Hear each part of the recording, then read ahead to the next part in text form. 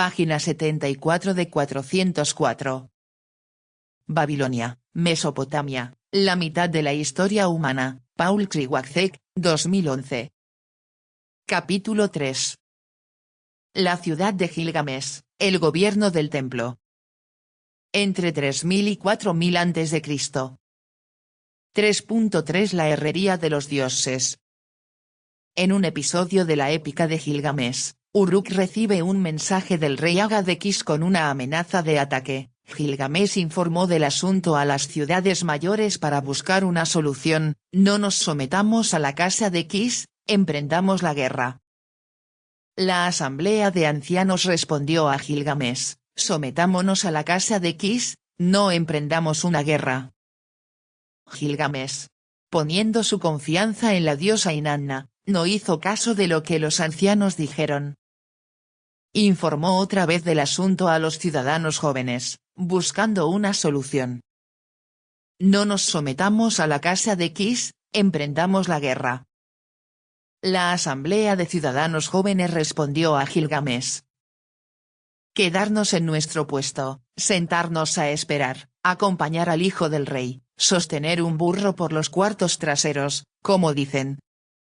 ¿Quién de los aquí reunidos tiene aliento para eso? No nos sometamos a la casa de Kish, emprendamos la guerra. Uruk, la herrería de los dioses Eanna, hogar que descendió del cielo, los dioses fueron quienes les dieron forma. Tú eres su rey y su guerrero. Oh, machacador de cabezas, príncipe amado del dios An, cuando lleguen, ¿por qué temer?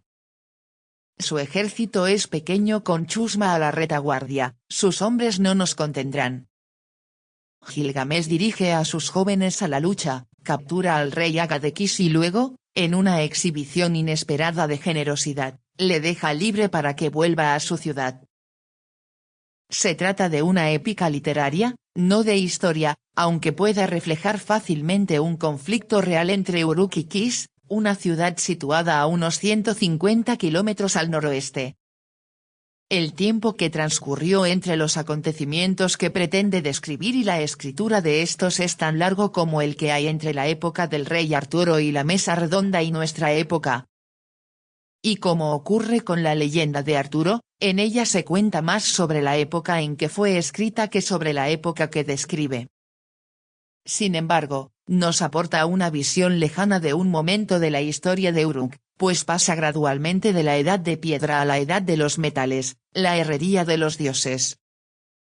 Thorkild Jacobsen llamó democracia primitiva al periodo en que un gobernante aún tenía que consultar con su gente, la asamblea de los ciudadanos ancianos, monarquía y autocracia, cuando el gobernante hace lo que quiere sin consultar la opinión de nadie y atribuye la coexistencia pacífica a un estado constante de agresividad bélica. Déjanos emprender una guerra. Todos estos cambios, los buenos y los malos, formaron parte del desplazamiento de la vida aldeana a la completa civilización madura. Las sociedades aldeanas evolucionan y se adaptan de forma natural a las circunstancias medioambientales y políticas. Por el contrario, las civilizaciones se planifican. En Uruk el mismo enfoque experimental que se aplicó al mundo material se utilizó también para gestionar la manera en que la gente convivía en la ciudad. La ciudad era como una máquina, y sus ciudadanos eran las partes móviles que la ponían en funcionamiento. Casi todas las familias aldeanas eran muy similares. En la ciudad había jerarquía de estatus. En las aldeas, la pregunta, ¿a qué te dedicas?, no era una pregunta necesaria. En la ciudad, conocer la respuesta era muy importante. Para sobrevivir en las aldeas había que pertenecer a algún hogar, aunque fuera como esclavo. En la ciudad surgieron rápidamente nuevas maneras de vivir. La única opción en el pasado era contribuir a la subsistencia de la propia y extensa familia. En cambio, ahora se podía trabajar para el templo o el palacio, y recibir a cambio un salario y no un lugar para vivir. Por los vestigios encontrados, parece que así ocurrió en la ciudad de Gilgamesh. Los objetos más característicos encontrados, tanto de una pieza como rotos. En las ruinas de Uruk, más de la mitad de toda la cerámica son recipientes de arcilla cruda y más bien fea conocidos como cuencos de borde biselado, que guardan una gran diferencia con la cerámica pintada de forma delicada y elegante de la época previa. Estas vasijas no se hacían enrollándolas ni girándolas, en una rueda, más bien muestran signos de haberse realizado con un simple molde. Recientemente se han fabricado, a modo experimental, este tipo de vajillas para comprobar el análisis. Debió ser la primera aplicación del principio de producción en serie para productos de consumo. En las aldeas rurales, los cántaros eran de fabricación familiar, de alta calidad estética y con estilo, y con diseños tradicionales que tenían un significado para sus usuarios. Solían ser muy bonitos. Por el contrario, la producción en masa de cuencos de borde biselado salía de talleres comerciales y solo se les otorgaba un significado utilitario. A este cambio se lo denominó evolución de la simplicidad. Conforme la ciudad crecía, la manufactura se empezó a restringir a un ámbito de trabajadores profesionales, provocando así lo que un historiador describió como la privación estética de la masa. En ese momento, la cerámica se juzgaba únicamente por su eficacia y economía. Los recipientes estandarizados podían ser feos, pero eran lo suficientemente buenos y baratos para cubrir las necesidades de la nueva sociedad. Se percibe fácilmente que el cambio no fue distinto al del paso del trabajo manual a la producción industrial de la época victoriana, lamentado y baldíamente rechazado, primero por el romanticismo y luego por los movimientos de artes y oficios. Tal vez algunos antiguos mesopotámicos también protestaron. Resulta mucho más fácil responder a la pregunta de cómo se hacían los cuencos de borde biselado que responder a por qué o para qué se hacían. Por su forma, se parecen a los recipientes rellenos de productos que los caminantes desnudos llevaban en procesión al templo de la diosa, en el vaso de Huarca. Pero las vasijas del vaso parecen más bien elegantes. Las cosas reales son tan burdas pero eficaces que nos cuesta imaginar a alguien comiendo en ellas y mucho menos ofreciéndoselas a una diosa. Al ser porosas, no servían para agua o cerveza. Y aparentemente eran desechables, ya que se han encontrado muchas, tanto en una sola pieza como fragmentadas. Han sido comparadas con los envases de poliestireno para hamburguesas que ensucian hoy en día nuestras calles y playas. Aunque algunos estudiosos siguen creyendo que las ofrendas se llevaban al templo en los cuencos de borde biselado, la mayoría piensa que probablemente se usaban para repartir cantidades moderadas de pan o cereal como forma de salario o cuotas. Cuando apareció por primera vez la escritura, el símbolo que representa la comida, las raciones o el pan se parece mucho al cuenco de borde biselado. Los salarios y las cuotas indican la existencia de una mano de obra dependiente que ya no mira solo por su propia subsistencia, como ocurrió con la transformación del campesinado rural en proletariado urbano en la moderna Europa. Si esto tuvo lugar en Uruk, ¿en qué trabajaba esta nueva clase trabajadora, y para quién? Sin duda había trabajo en la construcción. Los templos, parecidos a los hogares pero a gran escala, tenían sus propios campos, jardines y huertos que exigían un trabajo estacional así como trabajadores hidráulicos y especialistas en la regulación y el mantenimiento de los sistemas de irrigación y protección contra inundaciones. También había pastores y mujeres que cuidaban a las ovejas, las cabras y los bueyes. Estaban los fabricantes de artesanías, textiles, cestos y cerámicas, incluidos los cuencos de borde biselado, por no mencionar a los escultores y joyeros, a los experimentadores, a los fundidores de cobre y trabajadores de metalurgia de la herrería de los dioses. En contraste con la revolución urbana moderna, no había empresarios independientes compitiendo entre ellos. La primera ciudad en el mundo se desarrolló en torno a sus templos, y solo posteriormente, los palacios desempeñaron una función. Como en todas las sociedades antiguas, su visión del mundo estaba condicionada por la creencia religiosa totalitaria. Por eso, la imagen que destaca es la de una economía de control teocrático, organizada jerárquicamente, de poder centralizado y regulada según la ideología propagada por un sacerdocio, desempeñando el papel que, 5000 años más tarde, los marxistas soviéticos llamarían ingenieros del alma humana. Este era el gobierno del templo. El sistema económico y social que el sacerdocio mantenía, durante mucho tiempo fue una forma de vida asombrosamente exitosa. En el último periodo del cuarto milenio, Uruk y otras ciudades del sur de Mesopotamia florecieron extraordinariamente y crecieron cada vez más.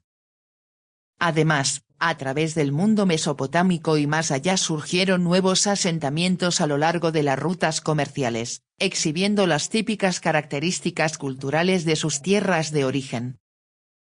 Sus templos eran del estilo de los de Uruk, los muros se construyeron con ladrillos exactamente de la misma dimensión y, siguiendo el mismo patrón, los solían decorar con similares conos de arcilla cocida, tenían los mismos gustos en alimentación, utilizaban la misma tecnología administrativa y fabricaban los mismos cuencos de borde biselado, con todo lo que eso implica sobre sus sistemas sociales y sus prácticas de trabajo. La gran distribución de esos inventos típicos de Uruk sugiere que la administración política se exportaba activamente desde la zona sur hasta toda la región, incluso hasta zonas muy lejanas como son la actual Turquía, Siria o Irán, y probablemente con la misma autoconfianza mesiánica con la que generaron la revolución neolítica, como observó Jacques Caubin. Algunos puestos fronterizos se convirtieron totalmente en nuevos asentamientos construidos en tierra virgen, como réplicas en miniatura de sus ciudades de origen. También había grandes pueblos o pequeñas ciudades que habían seguido bajo la influencia del estilo de vida de la Edad de Piedra y que ahora adoptaban la cultura de Uruk. Sin embargo, también había lugares o distritos de la ciudad en los que los ciudadanos vivían su estilo de vida, mientras que en torno a ellos pervivían tradiciones antiguas. Para algunos estudiosos, la expansión de Uruk solo indicaba una cosa: se trataba de un imperio colonial cuyo objetivo era la explotación de los recursos naturales que no tenían en el sur, un imperio mantenido por medio del control militar. No obstante, debe recordarse que esta situación surgió antes de que aparecieran esas tecnologías que son un prerequisito para mantener un vasto imperio unido por medio de la fuerza, las comunicaciones rápidas y efectivas. La escritura se inventó hacia el final del periodo de dominio de Uruk, y el transporte eficaz utilizando bestias domesticadas. El primero fue el burro, que llegó del norte de África más cerca del periodo de decadencia de Uruk que de su florecimiento. Luego los equidos locales y el asno salvaje o negro árabe, famoso por su carácter indomable. Otros arqueólogos interpretan estos hechos señalando que se trataban de estaciones de comercio pacíficas, o incluso como asilo de oleadas de refugiados. Estos análisis se basan en la creencia de que los nuevos asentamientos en Uruk estaban poblados por expatriados de la ciudad original. De todas formas, no debemos subestimar el poder de las ideas para atraer nuevos conversos a un estilo de vida de moda, sin utilizar la fuerza. Nuestra historia reciente muestra con claridad la manera en que una ideología de moda, como el marxismo-leninismo, puede ser absorbida ampliamente, y con entusiasmo, aplicándose en muchas autoproclamadas y efímeras repúblicas democráticas socialistas, y sin intimidación. Además, la creencia en la modernidad, tecnología occidental, arquitectura occidental, ropa occidental o comida occidental, se extendió rápidamente por todo el mundo, incluso en sitios que nunca formaron parte, o solo brevemente, del Imperio Europeo. Hay muy pocos sitios en la Tierra en los que no se pueda encontrar una marca occidental, y parece que en el cuarto milenio a.C. ocurrió algo similar. Esto iba a tener consecuencias más profundas que casi cualquier otro hecho de la historia, ya que propició, en última instancia, el surgimiento de la escritura. En febrero del 2008, el Dr. David Wengrow, del University College de Londres, impactó tanto a la comunidad académica como a la empresarial al publicar un artículo en donde defendía que la civilización de Uruk fue la creadora original de la marca de fábrica. Con la llegada de la producción en masa, de textiles, cerámicas, bebidas y alimentos preparados, los consumidores quisieron estar seguros del origen y calidad de los productos que utilizaban. Estas mercancías llevaban una marca exclusiva para identificar su origen y su fuente. Mientras que nuestra palabra marca proviene de la práctica de grabar un símbolo en algo para mostrar su procedencia, los mesopotámicos usaban piezas de arcilla, marcadas con signos fáciles de identificar para sellar cestos, cajas, jarrones y otros recipientes. Esto pudo haber comenzado a partir de los amuletos que mucha gente llevaba puestos, en los que se representaban imágenes religiosas o temas mitológicos. Como producto hecho a mano, cada amuleto era diferente y estaba asociado a la persona que lo llevaba o a la persona para quien se hacía. El patrón hecho por el amuleto y estampado en la arcilla identificaba inmediatamente a su propietario. El siguiente paso lógico fue crear un molde destinado exclusivamente para imprimirse en la arcilla, con el diseño grabado al revés. Estos sellos impresos fueron la primera forma de impresión. Sin embargo, crear una imagen de tamaño razonable requería un sello grande, probablemente no para llevarlo puesto enseguida se dieron cuenta de que si envolvían el diseño en un cilindro y luego lo enroscaban en la arcilla, la impresión resultante sería de más de 3 veces el diámetro del cilindro. Así nació el sello cilíndrico, uno de los inventos más bellos y característicos de Uruk, que se siguió usando hasta final de la civilización mesopotámica. Esos sellos, que no tenían más de 1 pulgada de altura, se fabricaron con todo el material imaginable, piedra caliza, mármol y hematita de materiales semipreciosos como lapislázuli, cornalina, granate y ágata y también de arcilla cocida y loza. Al ser prácticamente indestructibles, los arqueólogos los desenterraban en grandes cantidades al excavar en cualquier parte de la región. Con el tiempo, los grabados se volvieron tan finos que los historiadores piensan que los talladores de sellos debieron tener dispositivos ópticos, probablemente basados en el principio de la cámara estenopeica, bajo el abrasador sol de Mesopotamia. Hasta el agujero más pequeño habría permitido que entrara suficiente luz. También se ha propuesto que, después de la invención del cristal transparente, se usó alguna forma de lente primitiva, a pesar de que los estudiosos de la tecnología antigua no aceptaron como lente una roca de cristal ovalada, desenterrada en la ciudad asiria de Nimrud en 1850. Para el historiador, el sello cilíndrico es de un valor inestimable ya que las imágenes que produce nos dan por primera vez un retrato de la vida en la antigua Mesopotamia del Suri. Más allá, muchos muestran, sin duda, escenas religiosas, dioses y diosas, a menudo inidentificables, entreteniéndose en un paisaje de ríos y montes, palacios y templos, el sagrado rebaño agrupado en torno al establo de junco de la gran diosa, asombrosamente parecido a las casas de cañas construidas hoy en día en los pantanos árabes, o creyentes viajando en barca al templo. Hay grandes momentos de la mitología en donde se nos muestran a probables héroes combatiendo entre ellos o luchando con animales.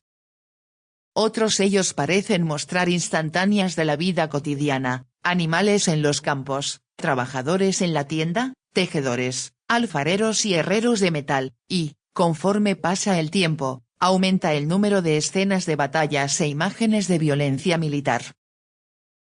Aunque esos sellos se usaron al principio como logotipos para marcas, rápidamente se convirtieron en marcas de identificación personal, semejantes a las firmas en una sociedad en la que, incluso después de la invención de la escritura, la alfabetización era una destreza reservada para unos pocos. Las impresiones del sello cilíndrico se usaban en documentos variados y para identificar todo tipo de propiedad personal. De hecho, los antiguos explotaron tanto y por todos lados esta escritura que nos recuerda al niño que acaba de aprender a escribir y se empeña en escribir su nombre en todos lados, incluidas las paredes y el mobiliario. Esto nos sugiere que los ciudadanos de Uruk y sus vecinos valoraban el crecimiento de la identidad individual quizá tanto como nosotros. A diferencia de otras muchas culturas, antiguas y posteriores, no les atraía el anonimato. Cada persona se esforzaba por dejar su marca personal en el mundo. Esto sucedió, concretamente, cuando la escritura se extendió a un uso general. Conocemos a más personajes por su nombre propio en Mesopotamia que en ningún otro lugar del mundo antiguo. Escribían nombres en todo tipo de textos, recibos, resguardos de entrega y conocimientos de embarque, en contratos comerciales y sentencias jurídicas, en contratos matrimoniales y en acuerdos de divorcio. El primer y más antiguo autógrafo encontrado fue en un ejercicio de abreviaturas de escribano, en Uruk, alrededor del 3100 a.C., y firmado por detrás, Gar.ama. Quizá el ansia por registrar su existencia individual de forma permanente fue lo que llevó a algunos residentes de Uruk a transformar un simple aparato de contabilidad en un sofisticado sistema para grabar las tablillas de arcilla, primero para anotar los primeros acuerdos y contratos, luego sus ideas y creencias, sus canciones y relatos, su poesía y su prosa. Si fue así, el culto a la identidad de los antiguos mesopotámicos cambió el curso del desarrollo humano. La escritura fue, sin duda, el mayor regalo que la ciudad de Gilgamesh dio al mundo. Página 82 de 404.